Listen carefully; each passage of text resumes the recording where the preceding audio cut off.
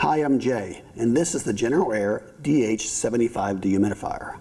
The DH75 and DH100 are pretty much the same unit, only the DH100 is a larger capacity. Other than that, they are very similar.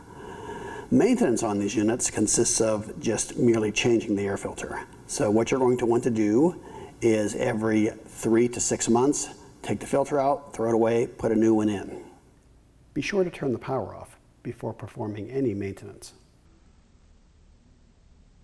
When you first install one of these, you're going to want to check the filter about every month or so, just to keep an eye on it to see how often you're going to need to change it for your particular application.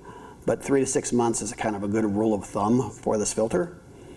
Changing the filter is really simple. You put a Phillips head screwdriver here, and there's an access door on both sides, so it depends on which side is easier to get to, basically.